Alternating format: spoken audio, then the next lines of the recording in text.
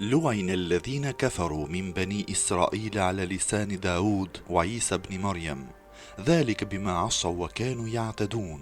U mallkuan ata që ishin mohues ndër bijtë e Israilit me gjuhën e Daudit dhe të Isait, birit të Merjemes. Ky mallkim u është bërë atyre sepse ata bën kryengritje dhe sepse gjithnjë e ka përcen kufirin në fenë e tyre. Shpjegime. Fahri Raziu thot se të mallkuarit ndër bijtë e Israilit janë dy palë. Një janë të zotët e ditës së shtunë, banorët e qytetit Eileh, të cilët për shkak të disa fajeve që kishin bërë në kohën e Daudit, Zoti kishte ndaluar ata të gjuanin peshk ditën e shtunë. Këtë ndalim atyre u shpalli i madhi Daud dhe i këshilloi ata që të bindeshin, mirë po ata nuk e dëgjuan fjalën e tij dhe Zoti mallkoi e u ndryshoi fytyrat në surat të majmunëve. 2. Janë të zotët e Maides në kohën e Isait, Zoti me kërkesën e tyre dhe me lutjen e Isait, mrekullisht zbriti nga qielli për ta një sofër me gjellë dhe ata hëngrën nga ato, por më vonë nuk i besuan të madhit Isa. Prandaj Zoti i mallkoi dhe u ndryshoi fytyrat në fytyrat derash.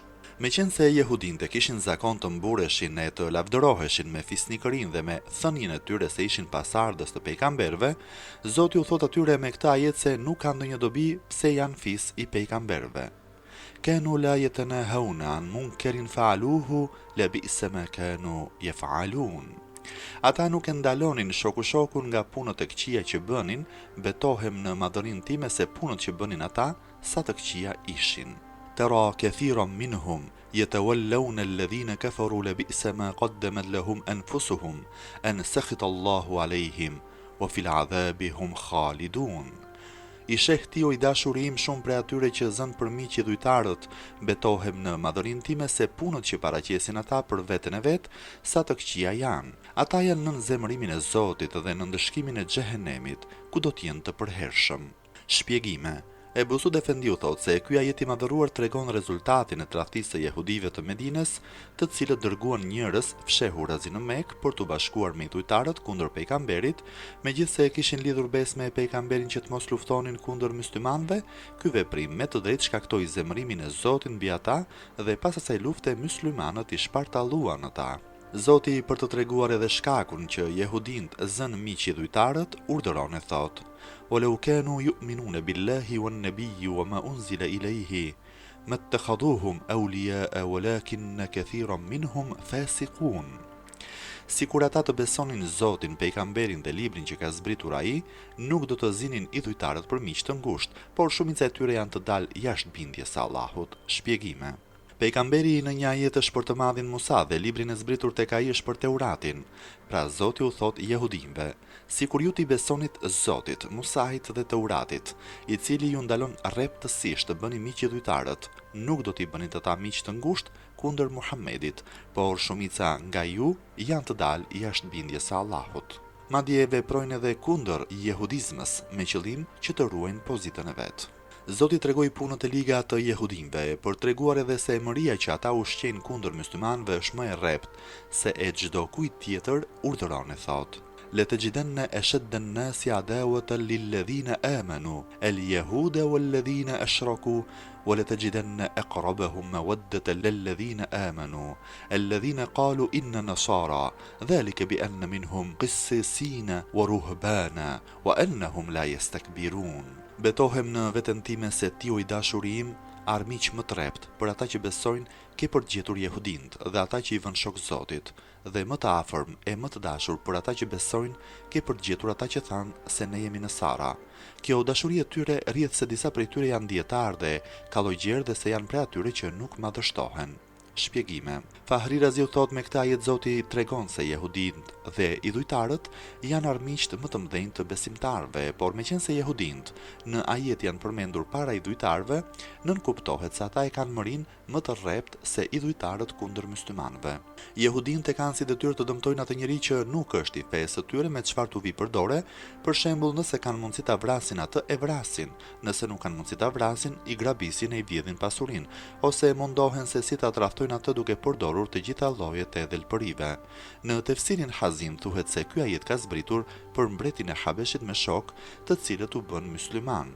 Në fillimet e Islamit, idhujtarët e Mekës si mundonin myslimanët me të gjitha llojet e mundimeve derisa ata u shtrënguan të kërkojnë leje prej pejgamberit që të shkonin në Habesh si mërgjimtar. Herën e parë kanë emigruar për në Habesh 10 burra e 4 gra, nën kryesinë e të Madhit Osman. Më pas numri i emigrantëve u shtua deri në 80 burra, përveç grave fëmijëve të vegjël. Mirpo idhujtarëve të Mekës nuk u interesonte që myslimanët zonë vend me shumicë në Habesh. Prandaj dërguan te mbreti i Habeshit një komision me dhurata të veçanta që t'i luteshin atij që t'u dorëzonte atyre emigrantët ose së paku t'i nxirrte ata jashtë Habeshit. Rreth kësaj çështjeje mbreti i bëri hetime të imta për emigrantët dhe më në fund i ballafaqoi ata me komisionin e ardhur nga Meka, madje i pyeti vetë emigrantët se cilët ishin e nga ishin, si dhe për punën e pejgamberit. Mbretit ju përgjigj xhaxhai i pejgamberit, Xhafer Tajari, duke kënduar edhe një pjesë nga surja Merjem.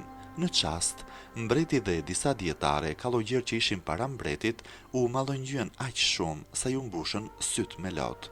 Pastaj mbreti tha komisionit: "Unë nuk i dorëzoj këta njerëz të urtë që kanë ardhur të qëndrojnë aty ku sundoj vet." Mbreti u refuzoi atyre edhe dhuratat që i kishin sjell. Atëherë misionarët u larguan prej Habeshit të dëshpëruar dhe emigrantët e ndershëm qëndruan në Habesh derisa u çlirua Hajberi. Për këtë ngjarje ka zbritur ky ajet për të ngushëlluar pejgamberin me ata shok që ishin në Mekë, si dhe për t'u treguar atyre se mbreti i Habeshit i donte i nderonte myslimanët e atjeshëm, u tregonte gjithashtu se ndër njerëzit e Habeshit të cilët ishin të krishterë, kishte disa dietarë dhe kallogjerë që adhuronin Zotin nëpër manastire dhe ata nuk ishin mendjemdhenj. Zoti, për të treguar se kur ata të krishterë dëgjuan Kur'anin u mallëngjyen shumë, urdhëron e thotë: وإذا سمعوا ما أنزل إلى الرسول ترى أعينهم تفيض من الدمع مما عرفوا من الحق يقولون ربنا آمنا فاكتبنا مع الشاهدين. Kur ata e dëgjuan atë Kur'anin që i është zbritur pejgamberit, sytë e tyre i sheh të rjedhin lot, për atë që ata kuptuan nga e vërteta dhe thanë: Zoti ynë ne besuam, prandaj na shkruaj me dëshmuesit. Shpjegime. Fahri Razi u thotë se Resuli në këtë ajet është për pejgamberin e kohës së fundit dhe me atë që i është zbritur pejgamberit është për Kur'anin. Ata njerëz të cilëve u rodhën lot prej syve për atë që ata kuptuan nga e vërteta është për mbretin e Habeshit, dietarët e kallogjerët që u ndodhën para mbretit kur Xhafer Tajari këndoi surën Merjem. Thuhet se në ato ditë dëgjuesit e Kuranit që ishin tek mbreti kanë qenë 70 veta, ministra, priftërinj dhe të afërm të mbretit, dhe që të gjithë kanë derdhur lot nga mallëngjimi, sepse ata e kuptuan që Kurani është i vërtet. Me këta ajet Zoti ynë ka lavdëruar ata duke thënë, ata e kuptuan se Kurani është i vërtet, dhe thanë, Zoti ynë, ne besuam, prandaj na shkruaj me dëshmuesit. Dëshmuesit është për ummetin e të madhit Muhammed ose për pejgamberët.